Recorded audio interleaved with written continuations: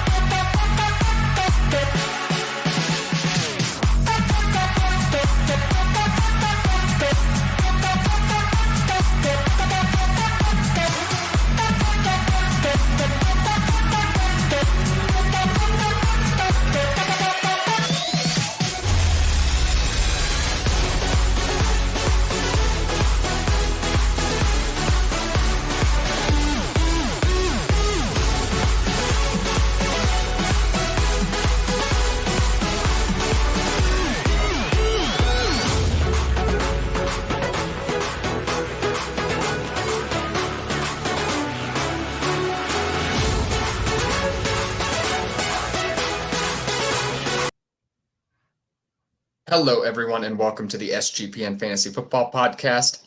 I am one of your hosts, Emerson Beer, and I am happy to be joined by my co-host, Justin Bruni, today. How you doing, my friend? Pretty good. Got a lot of sleep last night. You know, with the newborn, I've been not sleeping so much during the week, but the old Saturday to Sunday transition was nice. I got me a nice, healthy 12 hours, so it was pretty solid. Only had to wake up once, and I had just about as much sleep last night as I had, for the previous 3 days combined. So pretty solid. Feeling great right now. Oh my goodness! Well, I'm glad one of us is. I had a wedding over the weekend. I was a groomsman. Nice. It was not a lot of sleep at all the last couple of days, running around with some old college buddies, and then I had to get up and Adam to wait on brunch buffet at 9 a.m. this morning. So I am not feeling perky. That's why I'm still drinking coffee this late. But we are going to get it going today. We are going to be talking about top 24 2023 fantasy football wide receivers. And right off the bat, I'm getting fun with it. And we have our two guys. I guess I'll throw them both up there. I have Marrchase as my number one fantasy football wide receiver. I love the attachment to Joe Burrow. Every single time he's on the field with Joe Burrow, it seems like he gets 10 plus targets. I think we finally see, I think we see him step up to where Justin Jefferson was last year. He's a year behind Justin Jefferson in his development. I think we see him step up this season. And I have him as my number one 2023 fantasy football wide receiver. Tell the people why you have more consensus Justin Jefferson is yours. I just still feel like the situation is much better for Justin Jefferson. While the Bengals do throw the ball a lot, they're still going to give Joe Mixon his. You still have T. Higgins alongside Marrchase. And while Jefferson has, TJ Hawkinson there now, you still have the departure of Dalvin Cook and still a less experienced Jordan Addison to fill in for the Adam Thielen role. The Adam Thielen role is very profitable. I just dropped a YouTube short on his his receiving yards for this upcoming season. Absolutely getting discounted, migrating away from Minnesota. So you have to imagine that, JJ can still steal some of those vacated targets away from Jordan Addison. I still feel like the offense is a lot better. They're going to pass the ball a lot more, while the Bengals will still look to balance things out. They do not have an amazing offensive line. It's getting a little bit better, but both teams are a high expectation value for receivers, right? When you're looking at the 1-2 punch of Marrchase and Justin Jefferson. So I really don't hate when you go Marrchase here, but for me, every time, 9 out of 10 times, pretty much, I'm going to go with Justin Jefferson, especially in redraft. We've had this conversation before that, Chase definitely has a little bit more upside appeal to go over JJ in terms of dynasty value, just because, hey, we don't know what's going to happen with T. Higgins. We have to expect that there is the opportunity for him to find greener pastures or, just more green in general, right? Get a nice little payday from around the NFL. He'll definitely be worth it for another team.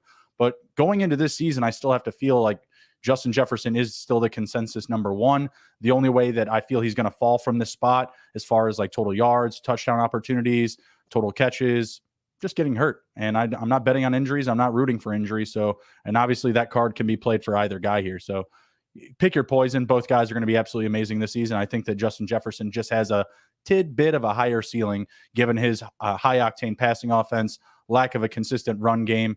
You may still see the Vikings go out and maybe sign one of these displaced running backs, maybe a Kareem Hunt, maybe a Zeke Elliott, but none of those additions would move me off of Justin Jefferson over Jamar Chase for this upcoming season. Dynasty, I think Chase has a better argument. Understandable. Coming out, I know we're getting back to college. Of course, I prefer the talent profile a little bit to Jamar Chase. Of course, he was one of, a phenom wide receiver prospect, slightly better athlete. I like the connection to Joe Burrow. I don't feel like we'll be, and that's my dog scratching her chain right now, but if you hear that background, and Andrew, of course, hello to everybody in the chat really quick as well. Jamie, my friend, thank you for joining. Andrew calling me out for typing in SGPN GB instead of JB. Thanks, Dang. Andrew. I've had a tough day already, okay? Keeping me on my toes. That's why we like you, Andrew. But there's just the tiniest differences I have for Jamar Chase. Joe Burrow, I expect to put together an MVP caliber season, whereas Kirk Cousins, he'll be, it'll be a very high volume passing offense. But however, you might see Kirk Cousins have those games where he struggles as well. It's minute details, but I do prefer Jamar Chase, and I also prefer him in the long run as well. But before we dive into our third ranked fantasy football wide receiver for 2023, I just want to give one more shout out to the Sports Gambling Podcast Patreon. Do your part in the war against corporate gambling and sign up for the SGP Patreon. Tons of exclusive content, contests, and merch just for our patrons, plus a monthly SGP Stories podcast, an ad-free, uncensored show highlighting the best stories from decades of being DJs. The Sports Gambling Podcast Patreon is a great way to explore exclusive perks and support SGPN. SportsGamblingPodcast.com/Patreon. That's SportsGamblingPodcast.com/Patreon. Okay. I thought you said it wrong. You dissed me on the handle? Unreal.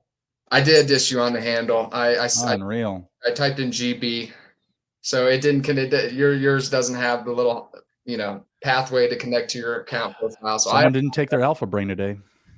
I've actually thought about taking that. I only get my 4 or 5 hours of sleep a night anyway. I could probably use Joe Rogan helping me out. It just flashes in my face all day long. He must be shelling out a lot of money to TikTok for advertisements.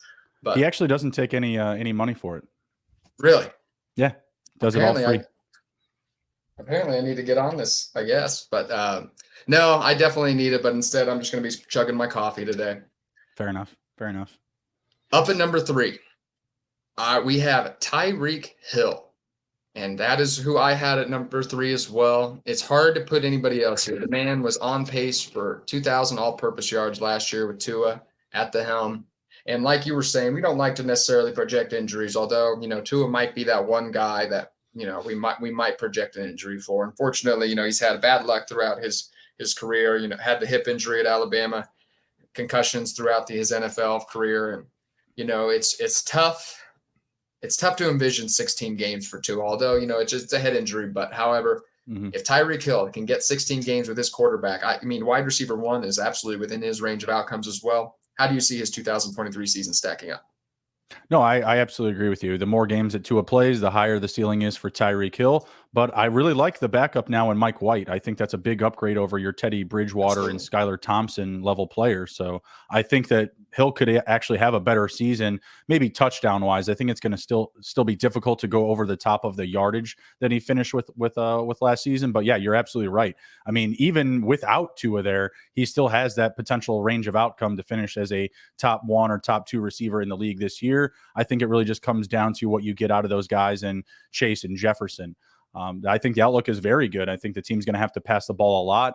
They still have not signed Dalvin Cook. I feel like that signing probably should have happened. It doesn't sound like the two sides are really tight or close, I should say, on an offer. It sounds like Dalvin Cook wasn't impressed with what they had to give him, and I can see that because they invested a draft pick in Devin Achane. They still brought back Raheem Mostert and Jeff Wilson, so I have to feel like they like what they have somewhat, and they're willing to go out and give him a friendly contract, but apparently not friendly enough. So I see this team having to pass the ball a lot. They utilize a lot of speed, and it's very tough to overly target Tyreek Hill from the defensive side of the ball when he's lining up alongside Jalen Waddle. It's a very good situation for him. It's one of the best receivers he's played with, if you don't consider Travis Kelce a receiver, right? So a lot of upside for him this year. Only age 29. I still like everything he has to offer. A lot of speed, a lot of explosiveness, and just how they draw him up in the playbook. All these 40-yard comeback routes, it's very hard to guard that. He's not necessarily trying to break open the field every single play. The chat is talking up I believe our next wide receiver here. Yes, it's Cooper Mm-hmm. Kupp in the next one. So Andrew and Jamie believe Cooper Kupp should be the wide receiver 3. And the reason Tomato.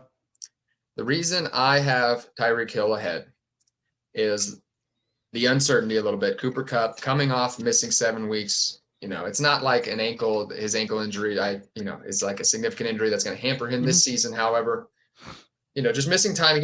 He was number 1 in fantasy points per game last year. However, the offensive line for the Rams, I expect to be a mess. They added a second-round interior lineman to it. I don't know how much better it'll be. Matthew Stafford is a huge, huge uncertainty. If I thought we were going to see any kind of resemblance of the 2021 Los Angeles Rams, I would. I actually was really debating between the two, but I just feel a little bit safer with Tyreek Hill. There's a lot working against Cooper Kupp here. Tyreek Hill, more of that traditional athlete who, you expect to, he's flying down people downfield. Cooper Kupp, a route running technician that typically ages well too. I just feel like when you're picking between two great players, if there's some more red flags with Cooper Kupp, and that has me nervous. What are your thoughts?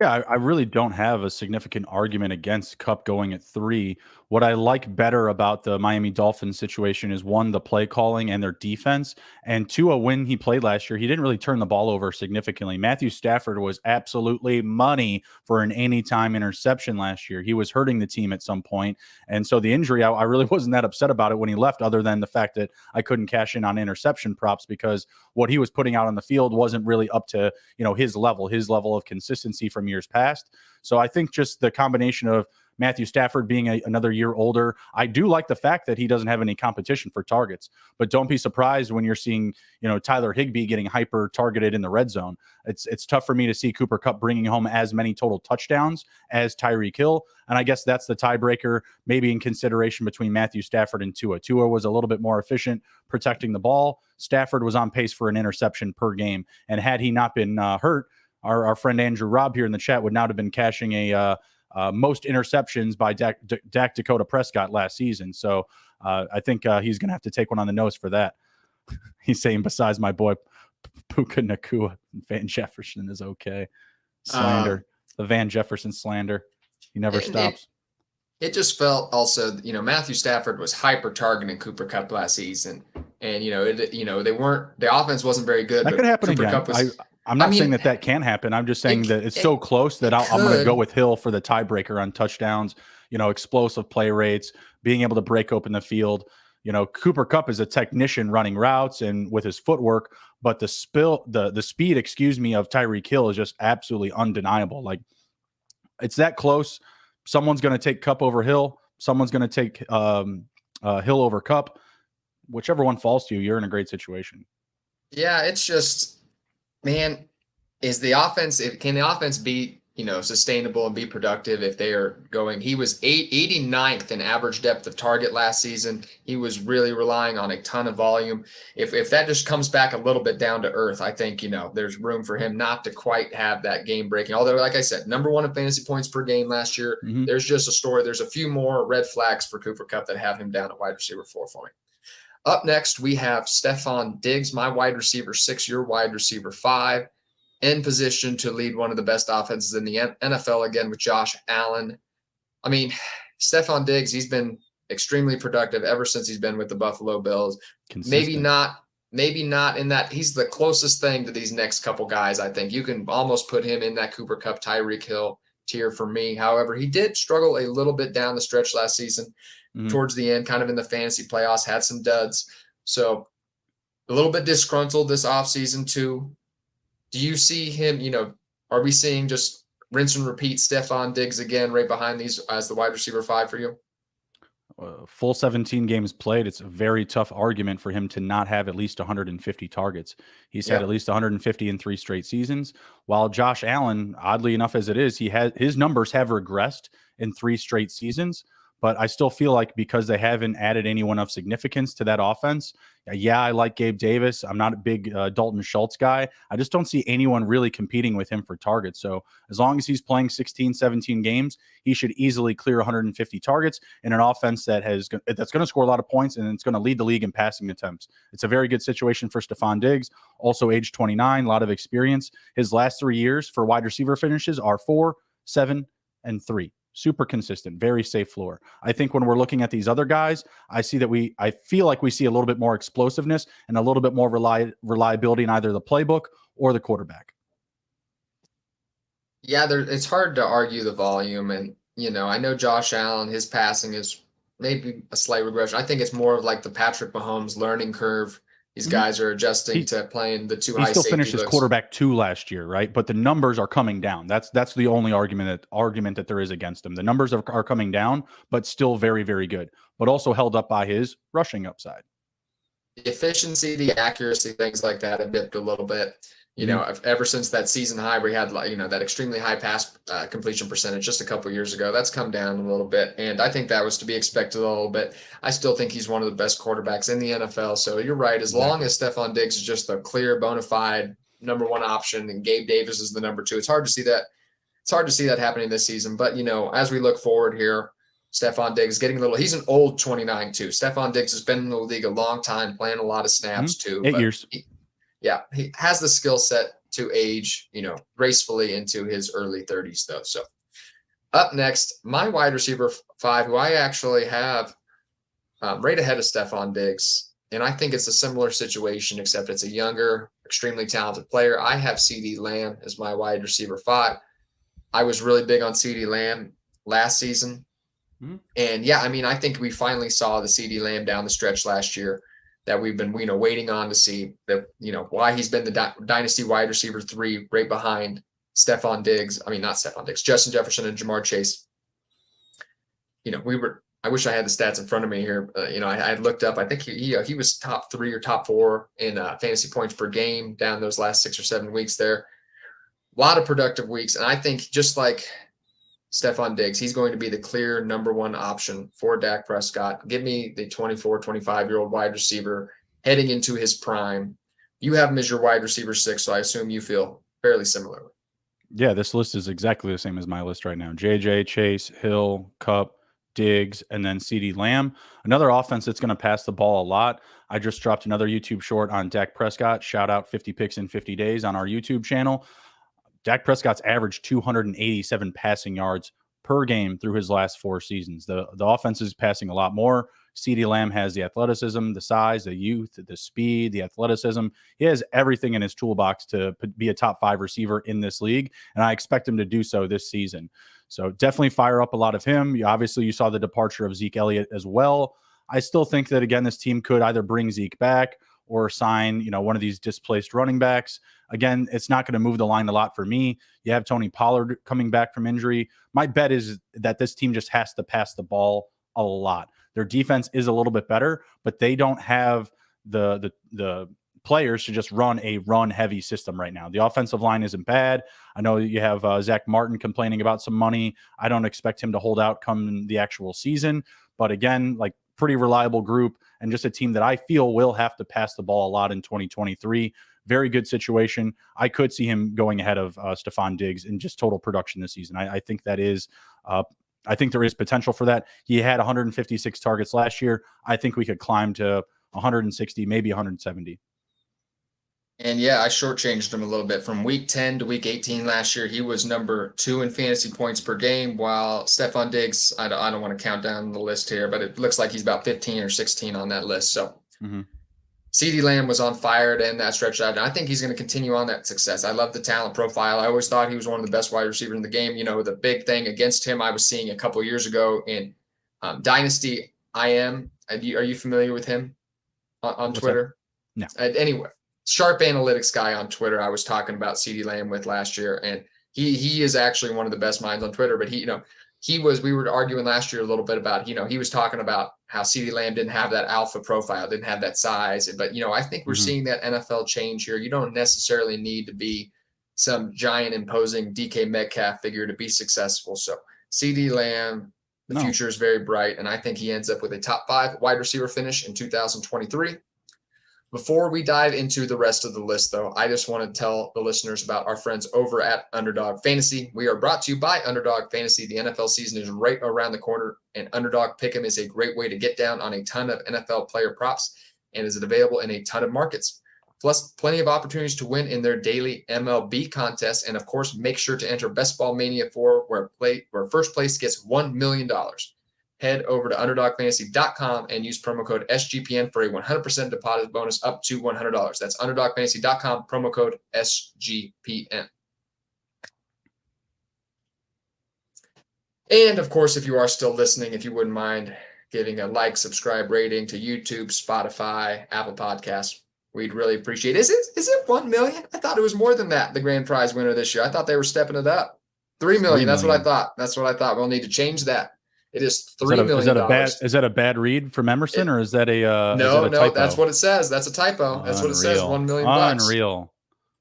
So I thought when I was reading over it, I didn't want to correct it because I didn't know exactly what it was for certainty. But I knew it was more than 1 million this year. So that is $3 million. $15 million in total prizes.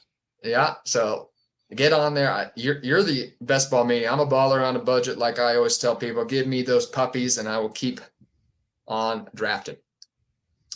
Up next for the 7th ranked wide receiver for 2023, we have AJ Brown, and it feels like we're getting pretty chalky to begin with here. It's hard to argue against him. This is my list, buddy. You just got my whole list up here. Since yours is, we had a couple minor we had some ties in here, but I went with consensus. So AJ Brown, that's also where I had him too. Actually, no, I had him as my wide receiver 8. I have one guy behind him here that I have ahead of him here. But AJ Brown I think he exceeded everyone's expectations last year. I think at least what I thought. I saw Jalen Hurts, and I was a little bit nervous. It's a dual threat quarterback, not a very high passing volume offense, but the offense was so incredibly efficient, it didn't matter. AJ Brown and Devontae Smith were hyper targeted, and it led to both of them being top 10 fantasy receivers, and Jalen Hurts was the number 1 quarterback. I think it worked out perfectly for them. It's just hard to see that quite happening again. It's just, I know we already saw it. However, Dallas Goedert was injured, traditionally throughout last week. We saw Devontae Smith take over a little bit more of that target share down the stretch. It's just a lot working against AJ Brown. The Philadelphia Eagles will once again be one of the more run-heavy offenses in the NFL when you factor in Jalen Hurts, when you factor in Rashad Penny, DeAndre Swift. So it's just a lot work. AJ Brown is one of the best wide receivers in the NFL. The Philadelphia Eagles will be one of the best offenses in the NFL, but there's so much talent in there that it just feels like a top 5 wide receiver finish is a little tough ask. What do you think? I don't think so. I mean, he finished as wide receiver 6 last year on the back of 145 targets. The great thing about AJ Brown is he's just an absolute field breaker. His yards per catch last season were at 17. I believe at his rookie season, he was right at about 20 or so. And that's, with 16 games played. So I think the only bet against him, the only downside to him is the potential injury, because he just, runs so fast. He runs so hard. He's always trying to make a big play, which he can and will do. That's really the only knock for him, is just staying on the field.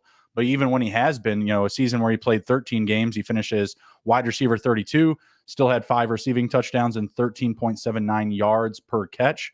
That was on the back of 63 receptions. So last year, he only had about 88 catches, but nearly 1,500 receiving yards. He's a big, booming play in fantasy football. You just need him on the field, and that's it.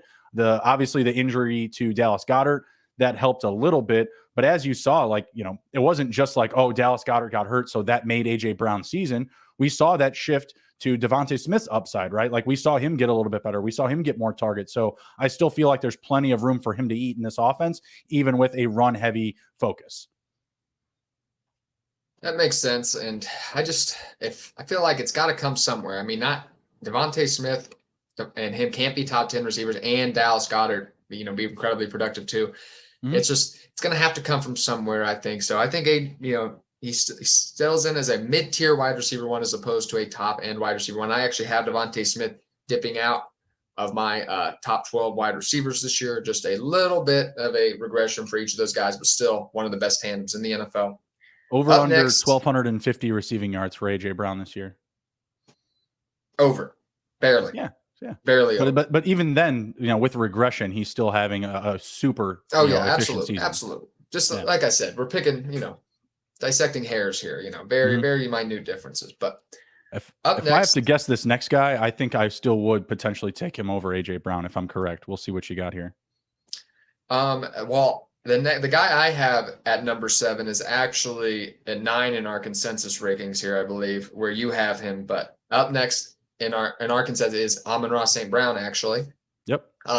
Which is, I think another great player, another target hog, somebody who's going to be in a very productive offense. And actually, yeah, I can understand why you might take AJ Brown over him. I just prefer the talent profile of AJ Brown. Amon-Ra St. Brown, not an explosive athlete by any means, more gets it done with volume, being a very good route running technician, although he trains very hard too, which, we see every offseason. We got to see during Hard Knocks last year. Yeah, I mean, it's hard to, especially with Jameson Williams missing those first 6 weeks. Jared Goff, I know how like I said, I know you love Amon-Ra St. Brown because how much you love Jared Goff. I mean, if Jared Goff is going to be as good as you think he is, I mean, Amon-Ra St. Brown has to be one of the best wide receivers in the NFL this year. So I know you're very high on him. Yeah, Amon-Ra would be the next guy I have, and I have him at number 8. So again, my list is on the board here. That's all good.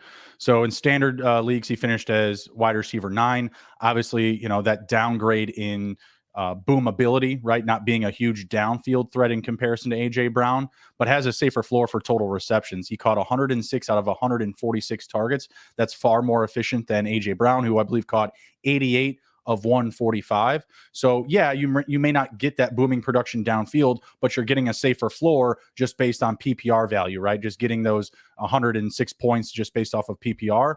And then the touchdowns, AJ Brown had about 5 more touchdowns. I think those numbers can climb this year for Amon-Ra St. Brown. And he is a guy that I feel like he's going to have these weeks where he's going to be hyper targeted, as we like to say. Like he's going to have, 12 plus catches, 125 receiving yards, especially if they can start building, more downfield play calling for him, which is everything that we're hearing out of training camp right now. I think the emergence of Jahmyr Gibbs as a pass catching back actually helps him because he can be more of that lower A dot type of receiver, and that can open things up for Amon-Ra downfield.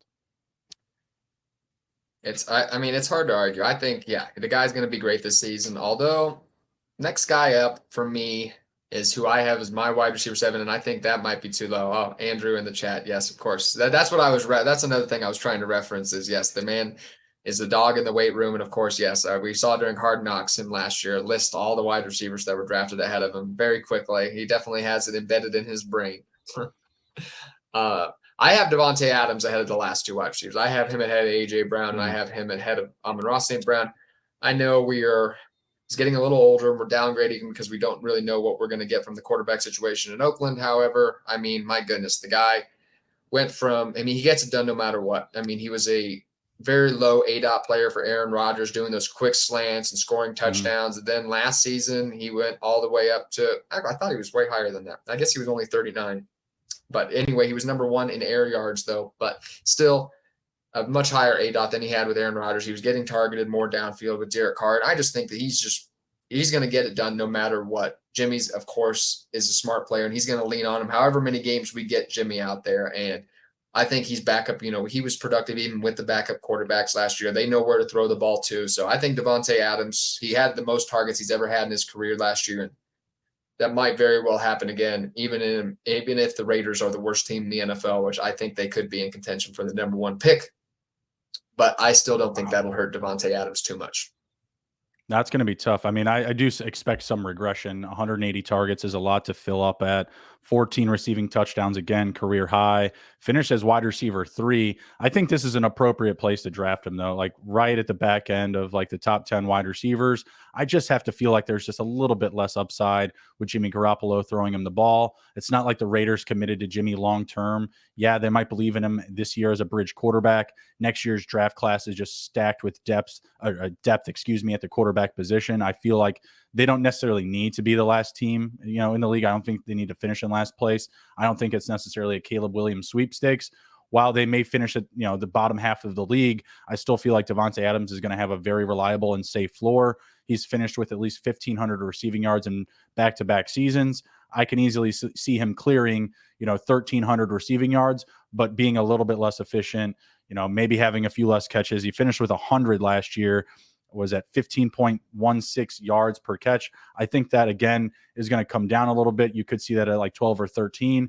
Garoppolo is just not a great downfield quarterback. He is great at getting the ball out of his hands quickly. So I do see more of kind of like an Amon-Ra type of role like he had last year, where you have a lower ADOT, you're being really efficient, you're moving the chains, but maybe you're scoring a few less touchdowns. Maybe a handful of those can go to Josh Jacobs.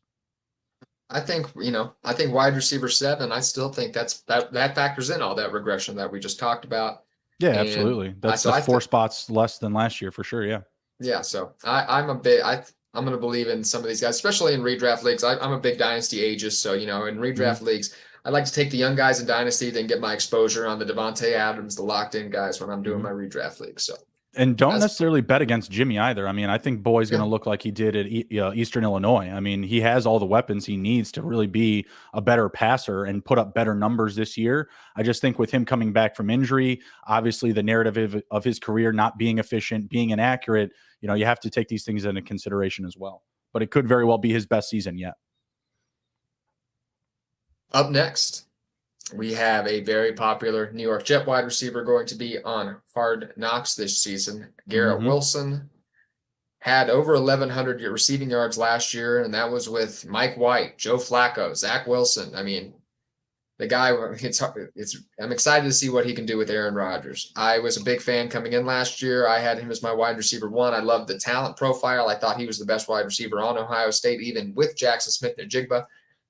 And yeah, he delivered. He was the number 1 wide receiver for the Jets last year, and Aaron Rodgers is already hyping him up, saying he can be one of the best wide receivers in the NFL. I expect him to say that about his new teammate. I don't expect him to dog him out. However, I just think that we're another guy who, there's just no clear wide receiver 2 on the Jets. I think Aaron Rodgers is going to give us a little juice left. I think he's, although I don't expect him to return to MVP form, I expect this offense to be, one of the more productive offenses in the NFL. They're going to be in some shootouts too. The schedule is very, very difficult. They will either be playing from behind or they will be playing in very competitive matchups, I believe. So they will certainly be throwing the ball a lot. What's your thoughts on Garrett Wilson? Love Garrett Wilson, rookie of the year last year. Obviously, like you said, with bad quarterback play, I think he's going to progress from the numbers that he had last season. And again, you've just got my board up on the screen here. This is my consensus top 10. He finished as wide receiver 21. Not very efficient, 83 of 147 targets. That number is going to go up. The receiving yards should go up. I think the touchdowns is what concerns me the most, because I do see, Breece Hall coming in at some point, maybe being a bigger threat in the red zone when fully healthy. You could see Garrett Wilson having a better start to the season, but maybe the numbers, they slide down a little bit as the year goes on. And I also feel that Tyler Conklin is going to be a big red zone threat as well. So I love Garrett Wilson. I just think that, some of these, lesser names, less popular names are going to be active in this offense. And I still think the team is going to run the ball a little bit more than some of these other squads that we've mentioned. When you look at St. Brown, I feel like the Lions are going to pass more this year with the departure of Jamal Williams. I feel like the Raiders may run the ball a little bit less to shore up, Josh Jacobs. Maybe Josh Jacobs just says, hey, I'm not going in this play to run the ball. Sorry, just not going to do it. I also just see the Raiders being behind more often. The Jets have a very good defense. They may just not need to pass as often. What I do like is that they're in a very competitive division. They're going to need to win games. So I could see, a very or a good amount of handful weeks where he has like big spike weeks, but also weeks where, he, is more of a bust candidate, just because I could see some of these other guys coming in and stealing some high value touches. Wilson, yeah, somebody who might be priced more toward his ceiling, but somebody, you could do worse betting on young, very productive wide receivers already succeeding. So I like Garrett Wilson a lot there. I actually do have our next wide receiver ahead of him, though. I have DK Metcalf as a top 10 fantasy wide receiver in 2023. Despite the addition, I love it. Yep, despite the addition of Jackson Smith-Njigba, I think this is going to be one of the best offenses in the NFL. We saw him kind of taking the reins finally from Tyler Lockett in the second half of last season. I believe, I wish I had the stats in front of me. I believe it was 141 to 117 down the stretch there, those last final 8 or 9 weeks. DK Metcalf had a 25%, his target share was very high. The difference was last season, the touchdown regression, and we saw his average depth of target really decrease. However, Geno Smith, when you look across all those advanced metrics, he was extremely accurate downfield passer, and he was number 8 in deep ball throws. So I believe we see that connect this season. I think DK Metcalf connecting on some downfield plays, which I expect this year, is going to make up maybe from some of that volume he could lose because the offense has a lot of great players on it, of course. But I still think special connection with Geno Smith. Geno Smith, there's nothing really to look when you're looking at the stats last year. It suggests he was a top 5 quarterback last year. So I don't expect that necessarily again, but one of the best offenses in the NFL. And I think DK Metcalf finally delivers that top 10 wide receiver finish. He's the best player in the Seattle offense, and the offense got a lot better. I don't see him regressing significantly. He had 140 plus targets last year. In the 2 years prior, I think it was almost exactly on the nose, 129 and 129 the 2 previous seasons. So even if he goes down to numbers like that, those years he had double-digit receiving touchdowns. Pete Carroll, very familiar with him. He's going to use him a lot. I feel like the Jackson Smith and Jigba edition is more of a loss for Tyler Lockett, who's a little bit older, a little bit less athletic, and a little bit less explosive. He does make up for it with his high IQ, his great footwork, and his just ability to get open. But I think that Jackson Smith and Jigba eats from his bowl, not necessarily DK Metcalf's. You could have been, with that description you gave of Tyler Lockett, you could have gave him for either Jackson Smith and Jigba or Tyler Lockett. So I believe you're right. I think Jackson Smith and Jigba is set up to play the Tyler Lockett to DK Metcalf in the future here. But I think DK Metcalf, while Jack Smith and Jigba is getting his feet wet, I think there'll be opportunity for a very high wide receiver finish. Yeah, absolutely. I mean, who would you rather have on your team, DK Metcalf or Kenneth Walker? Not at like ADP value or anything like that. Just who would you rather have on your fantasy roster? Now, DK Metcalf. I mean, I'm very high on Kenneth Walker, but DK Metcalf. For sure. That's why I asked, because I know that you're a big Kenneth Walker fan, but still, he's the best player in the offense, and the offense got incredibly better this offseason. Geno Smith was impeccably efficient last year. I see things moving forward in a very positive fashion for them. They actually scored the 9th most points per game last year. The Seattle Seahawks, crazy. And just for note, DK Metcalf going as wide receiver 17 per Fantasy Pros. Yep. You bums. Absolutely. You make me sick. No, he's been one of my most drafted wide receivers on Underdog. I'm very excited about him. Same. Up next is a guy I'm actually a little bit lower on. I have as my wide receiver 16, and he is a fantasy football darling for sure. That is T. Higgins. He's in a great situation. 12 for 12. Like I said, I don't know if this is exactly averaged out our rankings exactly, but anyway, I'm talking. I'll give my rankings. Let it do it. But T. Higgins, wide receiver 16 for me. When I see Jamar Chase out there, he is the clear number 1 target. Him and Joe Burrow have that special connection. We have yet to see T. Higgins have, I believe, has he not finished? I don't think he's finished as a top 20. Has he not finished as a top 20 receiver 18, yet? 24, 28 the last 3 seasons. He slid right in there. Some of it's been injuries, but it doesn't seem like he gets it every single week. And I know I expect Joe Burrow to be fantastic this year, and I expect T. Higgins to have his best fantasy performance to date. There's just some more players who aren't playing with the Jamar Chase or something like that, who I like a bit more. I like Jalen Waddle and players like that, just a tad bit and a little bit higher on. Speaking of, wait a minute. That's what I was wondering. Where is Jalen Waddle? Speaking of, did our rankings take him out? Where's he at? Doesn't look like he's made our list here. Where is he at? He has to be on here somewhere. That would be a gross oversight. I have him as my wide receiver 13 on the input. I'm looking down. Did you not have forgotten him? You forgot him. That's what made him drop. Okay, yeah. We'll have one of my back end guys should not be on there. We'll have to make that omission. We'll throw him right next to T. Higgins here. I was looking. That's what I was just thinking. I was like, wait a minute, why hasn't Jalen Waddle popped up yet? The market has him at about wide receiver 11. I would have him between like 12 and 14. So I'll throw him, Jalen Waddle, in there. I have him slightly ahead of T. Higgins. I just think we've seen a guy who, I believe Jalen Waddle's number 12 in receiving yards all time for between like his rookie and sophomore season. Yeah, you just don't see that very often. He's playing with Tyreek Hill. He was a very low ADOT, like target hog as a rookie, and then he got it done completely.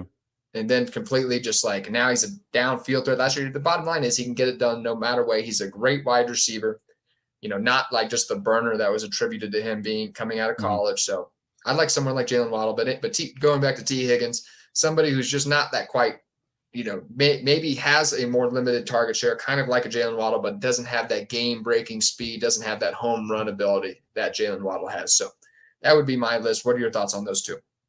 Yeah, I mean, T. Higgins is right where I have him in the rankings. Obviously, now I've muffed it up. After the 12 for 12 there, leaving Waddle off the list. But the only reason I downgrade Waddle a little bit from the market is that pretty much what you just said. They're polarizing seasons. You have a low ADOT season, very efficient yards per catch, and then the next season Tyreek Hill shows up and he doubles it. He goes from 9 yards per catch to 18.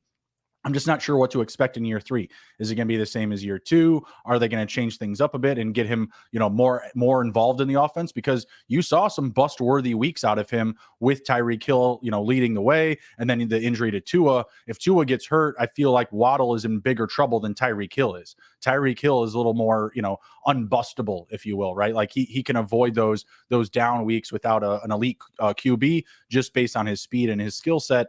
Waddle, I think, is a little bit more, in trouble in those situations. So yeah, he finished much higher than Higgins his first 2 seasons, wide receiver 13 and wide receiver 8. But again, if you're, all in on the Bengals offense, I think you have to be putting Higgins into this type of ranking and in consideration if they're going to be as good as they are to make Marrchase the number 1 receiver. Jalen Waddle had so many down weeks last year. Imagine this, if Tua played all those games. I think, yeah. Jalen Waddle, if Tua played all the games last year, we might be talking about Jalen Waddle being a top 5 dynasty wide receiver.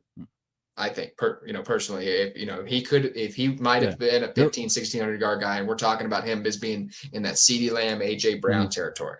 In weeks 13 and 14, he recorded 3 catches in total. Yeah, it's not good. That's an important time to be scoring points, by the way.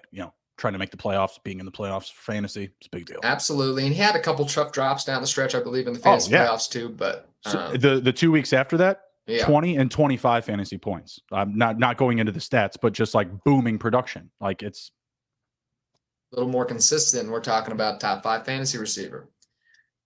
Up next in our rankings here, let me pull this up. I believe, yes, Chris Olave is our next guy up. Back on track. Right back on track. Chris Olave almost, didn't quite, kind of faded just a little bit down. Had a very strong start to the year. Didn't quite have the finish Garrett Wilson had, so that's why he doesn't. I don't think, that's why Garrett Wilson is kind of been consistently ranked ahead of him. However, if you look at a lot of the advanced metrics, it suggests Chris Olave might have even had a better season. Derek Carr is the new quarterback. I don't know if it's an upgrade for consistency's sake. However, it's not like a major, I think, groundbreaking upgrade for him. Derek Carr is capable of getting him the ball, certainly. However, there's still going to be Alvin Kamara, who I'm not for sure.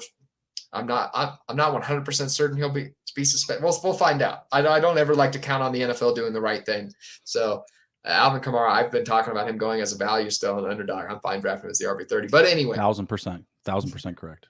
Chris Olave, going to have not too much target competition either. I don't know. It's just I'm not very excited about the New Orleans offense. However, if Derek Carr can focus, a lot of his passing volume on Chris Olave, I certainly see where he's going to be successful. What's your thoughts on Chris Olave?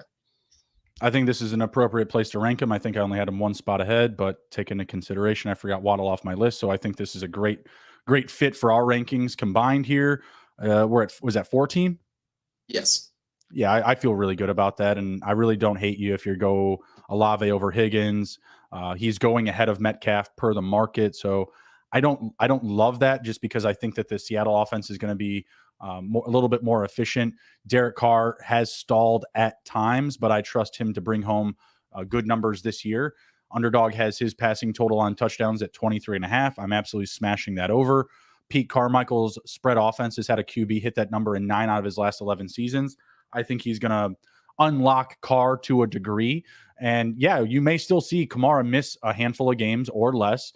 Either way, those weeks he should be included more. And he's just as good from a skill set standpoint as Garrett Wilson, who we have about 4 spots ahead. It really is just going to come down to the offense and how they're going to play call and draw him up. Are they going to give him heavy volume? You also forgot to mention one of our darlings, Michael Thomas, also going at immense value on underdog as well. Excuse me. If he's healthy for the full season, you might see a little bit more of a timeshare there as far as production and splits and things like that. But I still feel like both help each other out, right? Like no defense can, over target, stopping either of them. So I think it's a good situation for Olave. I like him in year 2, and I do believe he's going to progress on his numbers in general. What do we have it? I just literally X'd out his name. Do you know what his wide receiver finish was last year? His wide receiver finished last season. Give me 2 seconds. 25. If I had 70, to get, was 72 of 119, only 4 receiving touchdowns. Numbers are going up. Michael Thomas did have the number 2 dominator rating in the NFL last season in his limited time, which is a player profiler stat that kind of factors in how big of a wide receiver is part of the offense. So Michael Thomas is certainly a threat still. Up next in our rankings is Devontae Smith. And this feels about right for him too. One of the best route technicians in the NFL. Not even a great athlete, burner, or anything like that. He just gets it done. And despite that, he is 5 yards, it feels like, away from cornerbacks every time he gets the ball. One of the best offenses in the NFL. I just think he's playing with a lot of guys. He's not that typical alpha build or anything like that. He's got to get it done a little bit different ways. There's some things working against Devontae Smith that I think he's going to drop. Even though he's one of the best players in the NFL, I expect his fantasy ranking just to drop a little bit this season. Sorry, who do you have up? Devontae Smith, sorry. Yeah, I had him at about 15, so this is pretty appropriate. I mean, when he's getting the targets, he's producing. It's just that simple. Obviously, he needed Dallas Goedert to get hurt. Still finished as wide receiver 9 last year. I have him at about 15, so obviously a little bit of regression built into that. But I don't expect him to go much farther. This team just scores a ton of points.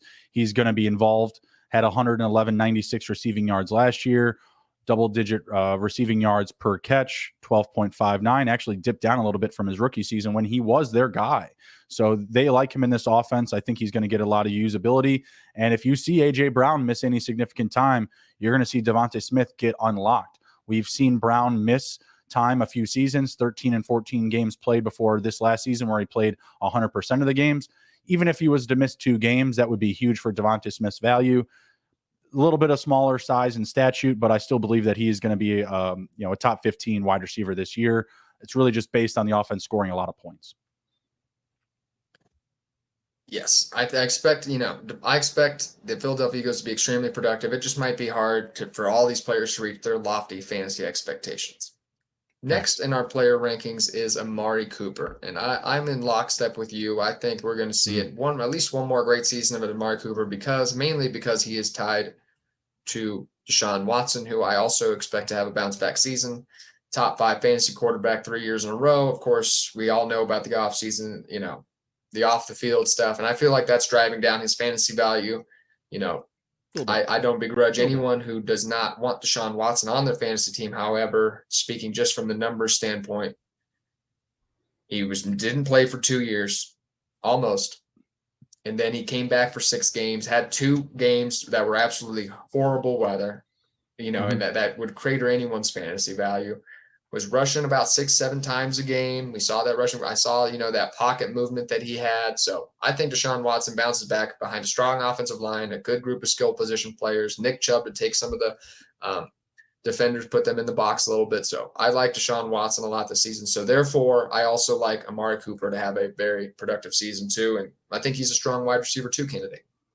Yeah, for him to finish at this ranking or above it, we obviously need Watson to be reliable this year. I don't think it's without question, but I do obviously have my concerns with his time away. But in general, the offense is built more so to pass the ball downfield now. You added Elijah Moore. I like Donovan Peoples-Jones. And as long as Amari Cooper is healthy, he should live up to this ranking, if not finish a little bit better than it. I actually did have him ahead of Devontae Smith because Amari Cooper is the number 1 on his team. I could see his high range of outcomes finishing ahead of Devonta Smith and Chris Olave potentially. But again, we need Deshaun Watson to kind of get back to the norm that we know of him and, deliver the ball downfield, because Deshaun Watson also, pretty decent runner, right? When things, go awry behind the line of scrimmage, he's taking off and, he's, using his legs to gain yards and fantasy points, etc. That obviously won't help Amari Cooper, but it will keep the team on the field. So we need Deshaun Watson to, come back down to some normative version of himself. I think that can happen, but I don't know if he's necessarily hitting the same type of ceiling he was, when he was 100% healthy and playing all games for the Texans. I think he's going to kind of middle the production that he's had from the past. Okay. I know that these rankings, I know that when I tried to use Chat GPT to like average out our rankings and give us like consensus, I know they preferred yours because I have DJ Moore as 22, but he comes up in our consensus. I can't do it. The market is way down on him too. There's just so much disrespect to DJ Moore. They have him at 18. I have him at what? 16? Are you biased though?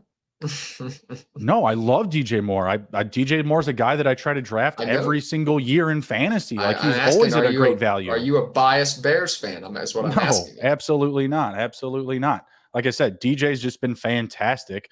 The Bears know what they're doing. Yes. Are you kidding me? Wide receiver 24, wide receiver 18, wide receiver 23. With CMC on his team. Come on now, man. 24, 18, 23. I understand. Is this a dream landing spot in Chicago?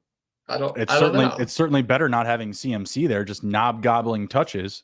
I mean, I can't get it's not like there was a great passer in Carolina, but obviously, I don't think he went to another offense with passing concerns. So I understand why he's where he's at. 14 yards per catch last season. They weren't very good last year at quarterback. I mean, he had a bad start to last year and very inefficient, 63 of 118, but the Panthers were absolutely terrible. I mean, he scored that game tying touchdown with PJ Walker as his quarterback. The one that absolutely blew up his fantasy value. He actually had a career high in touchdowns. He had 7 receiving touchdowns last year. I love DJ Moore. I love the talent.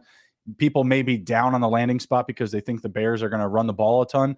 They have the depth to do it, but they brought him in to be their number one and to move the ball downfield. He is going to be used a lot. And as far as hyper target type of conversation comes into terms, he could be that guy. Absolutely. I expect him to progress immensely from the numbers last year, easily clear, wide receiver 2 territory, which he finished as wide receiver 24 last year. I have him at, wide receiver 16, 8 spots, being on a team that's going to score more points, pass for more touchdowns. Absolutely. All right. Big DJ Moore fan. I'm in fairly, I don't feel like I'm down on DJ Moore. I just have, there's a couple guys I'm not having to count on a 30% plus target share with Justin Fields. Although I do think if we're talking about potential outcomes, I think, DJ Moore has definitely one of the highest ceilings in this area, for certain. Next up in these rankings is Jerry Jeudy, somebody I'm very high on. I've had him drop him down a little bit. So I have him as wide receiver 20, but we are fairly similar here. You have him as the wide receiver 17, I think. Jerry Jeudy, I keep hammering down these stats. He was wide receiver 11 in fantasy points per game since week 7. Had very productive with Russell Wilson down the stretch. Took over as the wide receiver 1 in that offense. I expect that to continue this year. Elite talent profile coming out of college. Just has not had very good quarterback play the first few years in the league. Struggled with injuries. However, Sean Payton, new offense. Russell Wilson dialing it hopefully a little back this year. If we can see Russell Wilson get back to his little bit former glory, I think Jerry Jeudy is also, once again, a very strong wide receiver 2 in fantasy football. Yeah, 1,000%. I don't know if I want to necessarily call him the number 1 in that offense when Cortland Sutton is healthy. However, I feel like he can bring home wide receiver 1 potential for sure, especially in the Sean Payton offense. It's going to draw him up in space, leverage his skill set, which Sean Payton has done in the past. Well, this is a very similar conversation to DJ Moore. He finished as wide receiver 22. I have him up at 17. DJ Moore at 24. I have him up at 16. So both of these guys, based off of what they can do after they catch the ball, I think you and I are really high on. And to me, it's really just going to depend on how many touchdowns they can bring home. And I think with, the progression and the new offenses that they're going to be in, at least, playbook wise, I think that both of those guys can secure anywhere from 7 to 9 receiving touchdowns if things go right. Jerry Jeudy, what if I told you before last season he had outscored Cortland Sutton when they were together every time but one time they were on the field, and it was 9 out of 10 times? It's a new playbook. It's a new ball game with Sean Payton at the helm. I still think that Cortland Sutton can bring home the best production from the receiver group in this new offense, but I feel that they're both going to be pretty close. I don't think that there's a clear and ahead, winner between the two. You're higher on Jerry Jeudy than I am. Remember, you have him higher in the rankings than I do. But I feel like I'm drafting Jerry Jeudy ahead of Cortland Sutton. I don't need to move Cortland Sutton up to this territory. No. But if Cortland Sutton is healthy somehow for all 17 games, I think that both of their production can be pretty similar. Cortland Sutton, just not a player he's gotten it done so far in his career, and he's already kind of in his late 20s. I prefer Jerry Jeudy, but Cortland Sutton, I think, is a nice dart throw, certainly in wide receiver 4 territory where he is floating. Up next in these rankings is Terry McLaurin. I have him a little bit lower, but it's hard to get me excited about this Commanders offense. Maybe that's it. Andrew's gonna, if he's still checked in here, he's gonna get mad at me. He finished as wide receiver 14 with nobody last year with Carson Wentz. I know that's why I have. It just feels like maybe I'm too low. It's just there's Josh Dotson, there's Curtis Samuel. What are we gonna get with Eric Bieniemy? I think the offense could be better. Hopefully this is what Terry McLaurin needs to break this game. But I just don't think it's Sam Howell's going to be the one to get it done. I think this could be a little bit of a mess under center. Maybe we're talking about weeks where the offense throws for less than 150, 200 yards a game, and I think that could happen. No, throughout the year. I don't think that's why they brought Eric Bieniemy in, so that they could just pound and ground the ball. I think you're going to see a lot more downfield passing for sure. Terry McLaurin, like I said, finished at wide receiver 14 last year. I have him technically regressing.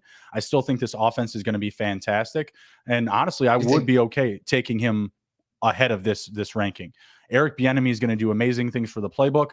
And people always say like, oh, Eric Bieniemy, this offense, they do amazing things with the tight end position. I think Bieniemy just knows how to leverage his best assets. Terry McLaurin's the best player in this offense. Period. You can't convince me otherwise. And I think that he is going to get him the ball 150, 160 plus times this season. I think it will be Terry McLaurin's best season. And I still have the ranking behind all these other guys. I think I'm not saying Eric Bieniemy is not a very good play caller.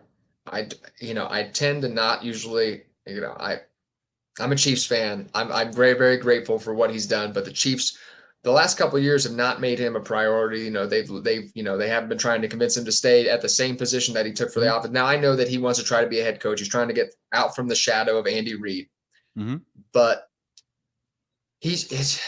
I don't want to get into a whole thing about where I don't think Eric Bieniemy is going to be like bring a whole new offense to the Commanders. I tend more just want to focus on why I don't believe Sam Howell is going to be an elite quarterback. So I don't think this offense is going to be fantastic.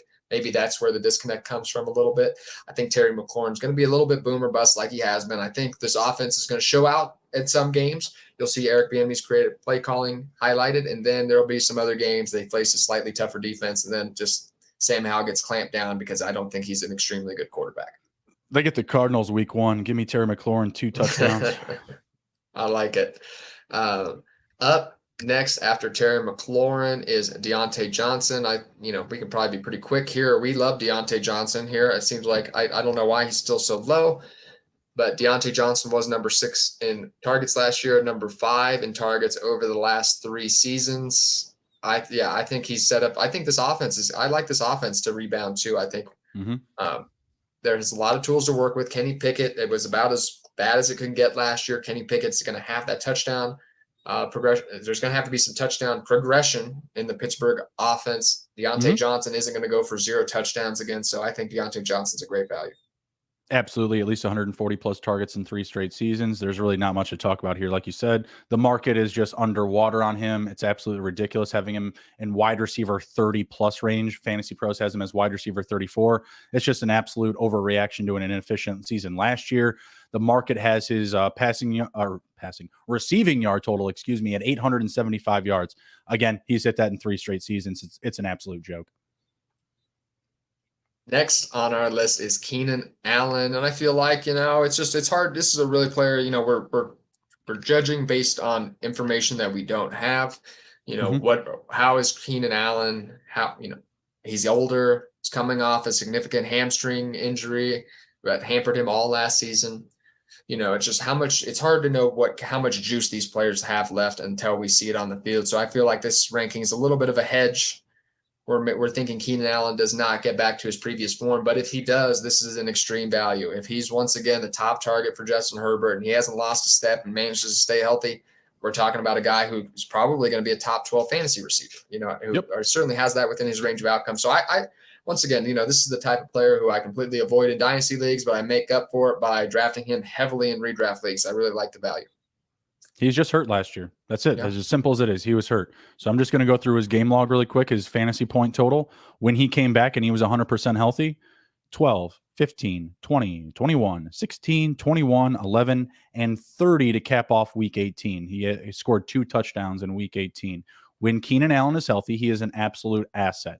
I do have him behind a couple of guys like Christian Kirk and Deebo Samuel. But if Keenan Allen comes back to his full health, if he's available for all 17 games this year, he is an absolute steal at his ADP. I'm not overreacting to last season, but again, with another year older, kind of being banged up consistently. And we also just saw we saw the Chargers being timid about bringing him back. Like they brought him back week 7. He wasn't ready. He only had 3 fantasy points that week. He re-injured or aggravated his injury and then was out for another 2 weeks after the bye week, because week 7 was the week before their week 8 bye. He came back, wasn't good enough, and then he missed weeks 9 and 10. But down the stretch, he was an absolute stud. He scored 4 touchdowns, and I want to say that's about 8 games or so there, or last 7 games.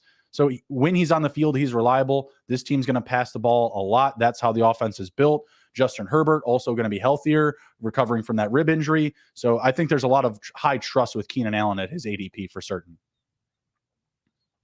Next on our list is Chris Godwin. Nice. I mean, he was a target machine once again last year as soon as he was healthy. He was a little bit hampered coming back from that ACL injury in 2021. Took a few weeks to get going, re-injured himself, missed some time. However, every time he was out there with Brady, he was getting 10-plus targets. It's just what's the situation, if he's just a target volume guy, what's that going to be in a Baker Mayfield offense? It could end up being kind of like Deontay Johnson was last year. You know what I mean? Just a scoreless bunch of targets, just a meaningless targets. You know what I mean? Low A dot. And that's my concern about Chris Godwin. I think he's a very, very good wide receiver. I think he's a better wide receiver than this ranking suggests. It's just a tough situation for him. I absolutely agree. He's way better than this ranking, but the outlook on the Buccaneers is not great right now. I still think that this team could make a move for like a Carson Wentz. He's been training in Tampa Bay with John Gruden on the field, off the field, going through the route, going through passing drills, going through the tape and stuff like that. But it doesn't sound like that's going to be the case. I mean, apparently dude murdered a black bear in the wild. I didn't catch on to this until just like a couple of days ago. Then he posted it on Twitter or something, or whatever they're calling that app now, the X app. So I don't absolutely love Godwin, but I feel at his ADP right now, he's a huge value. And he could be like Deontay Johnson this season. He may not score any touchdowns, right? Deontay Johnson been pretty reliable, but you could see a season where Godwin comes down and doesn't, return any sort of touchdown value. He only had 3 last year, or was it 2 last year? I think it was 2 last season. Regardless, he could be a target hog, but what do you get out of that? You're going to get low A dot. You're not going to get a high yard per catch. But at the same time, when you're getting him on your roster as your wide receiver 3, potentially, maybe even your wide receiver 4 in the right draft, I think that's an immense value. Can't say no to it. X Heat Lifer X is checking in. He's asking a question, and he is at the 12th spot in a draft. He's asking Saquon Barkley, CeeDee Lamb, Jonathan Taylor, players that he typically sees there. And he's asking if he should reach and maybe consider a player like Garrett Wilson and Tony Pollard. Go ahead. I don't hate the Tony Pollard pick. However, I'd have Saquon Barkley and Jonathan Taylor ahead of Tony Pollard. But I do not agree. I'm very high on CeeDee Lamb, like I was talking about earlier in the show. I think this is I think he's going to be right behind, I was going to say right behind Justin Jefferson and Jamar Chase. I have Tyreek Hill and Cooper Kupp maybe right there, but CeeDee Lamb is going to be right on that tier, right on that cusp, and I think he might be able to break forward this season. He's one, if I was listing a player outside those 4 big names to finish with 2,000 yards, CeeDee Lamb is my pick there. I'm very high on him, and that would be, if it's a typical underdog style draft, I don't mind going CeeDee Lamb there because the running backs fall. Although this year, I don't hate going running back with everybody going so against running back this year. I don't hate getting a guy who I think is the RB3 in 2023 this year, Jonathan Taylor. I don't hate him getting there at the 12th pick, or Saquon Barkley. Obviously you're playing a risk. Maybe maybe I would not go Saquon Barkley just because of the situation we're at with the running backs, but I like Jonathan Taylor and CeeDee Lamb a lot. I have no argument for going Garrett Wilson and CeeDee Lamb. I think that both of those guys have potential to be both wide receiver ones, and I think that you are getting a little bit more risky with Barkley given his situation right now. I'm on the narrative that he is going to play every game this year, but at the same time, just given the disgruntledness, maybe we see a little bit less usage. Maybe they try to start getting some of these backups ready because he may not be a New York Giant after this season. It doesn't sound like the two sides are close. It's a redraft league, which I have Mahomes in the 5th. Wow. Nice. Like that a lot. Yeah, I really like Wilson and CeeDee Lamb at that turn. I have no problem with that. I'm more confident that they're going to finish as wide receiver ones, where Tony Pollard coming back from injury, Barkley's situation is really uncertain. And then touching on JT a little bit, I just feel like if Anthony Richardson is hitting his high range of outcomes, I feel like there could be a little bit less for Jonathan Taylor to eat in the red zone. But that also means if Anthony Richardson is playing the majority of games, Jonathan Taylor has a much active role in between the 20s. So I really think it's just fine to go with those receivers. I would mix in JT there with one of those two receivers. All right. Wide receiver 22, DeAndre Hopkins. And, I think that was to be expected once he signed. I think I'm going to credit, it was Josh Larkey. Yeah, it was Josh Larkey who, he was the one who was credited. Like, it was just like he was on pace for over 1,400 yards with Kyler Murray last year. He missed the first 6 weeks. Kyler Murray was out by week 11, I think. So he only got to play 5 or 6 weeks with Kyler Murray, but he was fantastic when he was out there. It does tell me a little bit that NFL teams didn't want to sign him for a lot. I think that tells me the NFL teams don't think he has, he doesn't have that speed anymore. I think so. There's certainly, I'm expecting, I think this factors in. I think this is perfect. I think wide receiver 22, low end wide receiver 2 numbers for the offense, where I think he'll probably be the dominant target. Unfortunately for Treylon Burks, I think DeAndre Hopkins could be the dominant target in this offense. I think it's kind of milled between the two. I think he's going to lead the team in receiving production, but I think that we would be naive to think that this team still isn't a run-first team, because I feel like the addition of DeAndre Hopkins helps Derrick Henry more than it helps Hopkins, right? And you can't load the box on Hopkins or on Henry with Burks, with Hopkins, with Chig there. I know that Burks and Chig, a little bit underwhelming names in the fantasy community, but nonetheless, I think that the combination of those two with Hopkins creates a much better scenario for Henry this year. Like, it's going to be a lot tougher to load that box, like I said. So it's really hard for me to not take Hopkins in the top 24. So I think 22 is a very appropriate ranking. It's really just going to come down to Ryan Tannehill and what we're going to get out of him. If he's inefficient, if the team isn't winning games, you could see a situation where Hopkins has less value down the stretch of the season if they're ruled out of playoff contention and they need to try out Will Levis at QB. That's my only concern. So again, this is a very appropriate spot for him. Next is the guy who I did not have in my top 24. That is, Deebo Samuel. Okay, Deebo Samuel is the next player up. I did not have Deebo Samuel listed. Interesting. I don't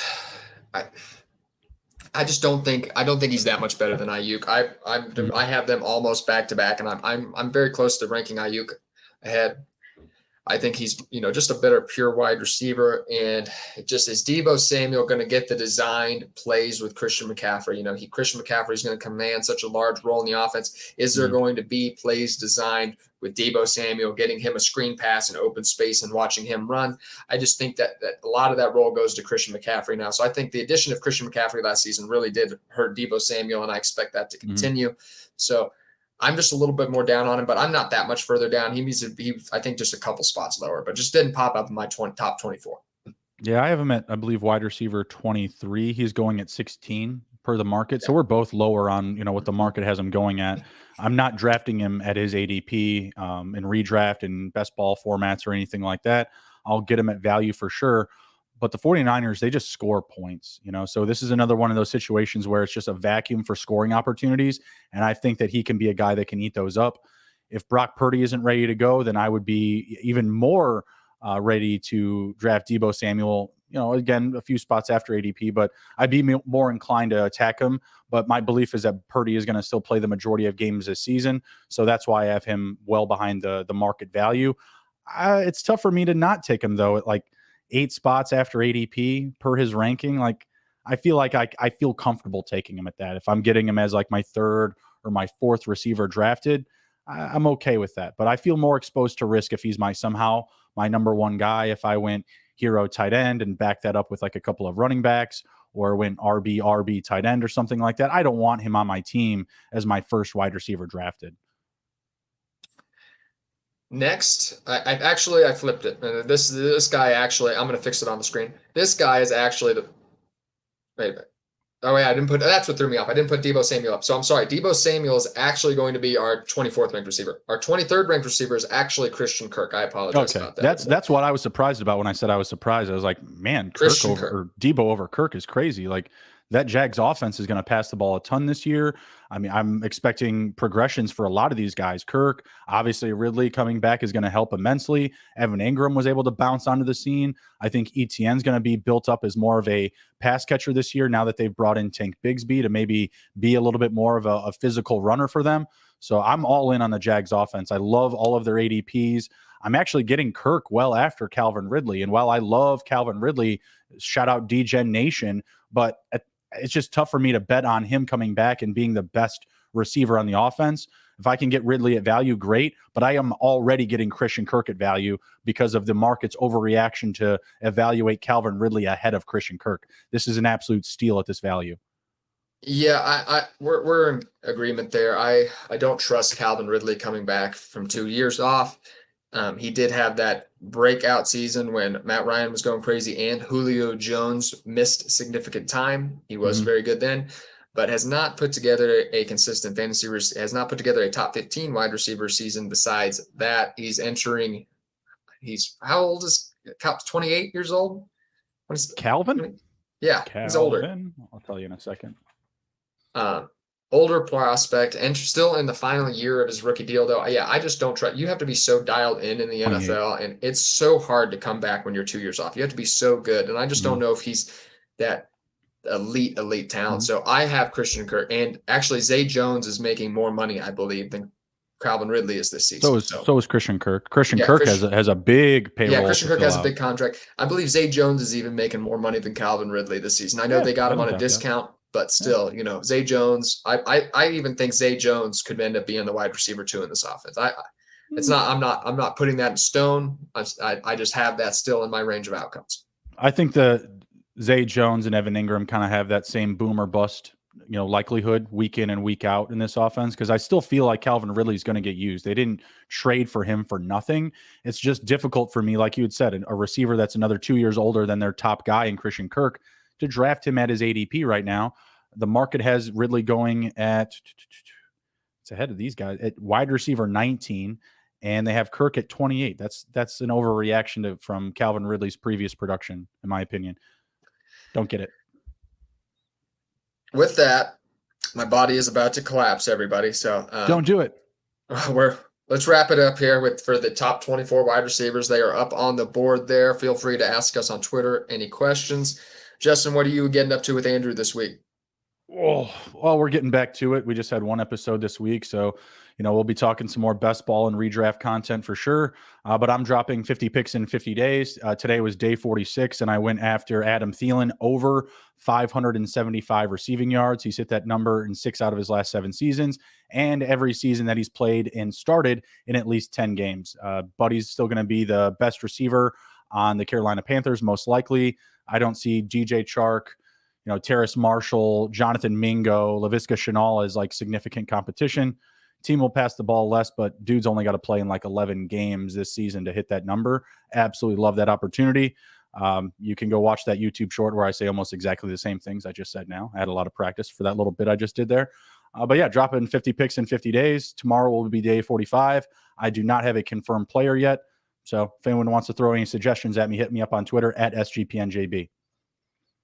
Oh my God. See, Jamie, this is what Jamie does. He listened to the whole 25 hours of the mental health pod. I work for Face Off Awesome. Network. I was I actually love it. supposed to be on there. I tried yesterday morning from the hotel I was at. I tried to log in and it just the Wi-Fi was not happening. But that's the kind of stuff that he does. Don't 25 lie. hours. You were inebriated and they kicked you off. Don't lie.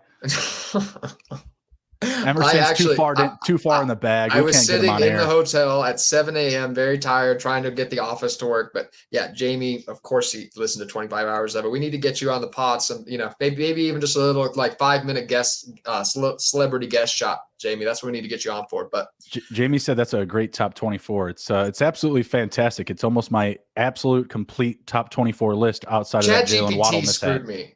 ChatGPT, that was not our consensus. That was not our consensus top 24. That was way skewed toward your top 24. I guess so. I don't know why. I guess so. But I went 12 for 12 to start. That's for sure. That was a clean 12 for 12 to start. I'll need to do that by hand again next time, apparently. But whatever with you need to that, help like I yourself said, out. I'm about to die. I'm Don't literally. do it. I don't know if I'll be. I don't know if I'll be alive tomorrow. That's how my body feels right now. But I'm going to go drink some Pedialyte and pass out. Everyone, have a wonderful rest of your. What is it? Monday, Sunday? I don't even know what Sunday. Sunday. That's what day it is. All right, you got to work everybody. tomorrow. I do have to work tomorrow night, but luckily I'm off tomorrow morning. Thank goodness. No more brunch for me tomorrow. I'll be sleep serving for 12 dinner. hours, buddy. It's still early where you're at. What time is it? Like 6:30? 7:30. Oh, you're in great shape, buddy. It's 9:30 here on the East Coast. You're fine. I don't feel fine, but with that, we'll take off, everybody. Have a great rest of your Sunday. Thank you so much. Night, guys. Take care.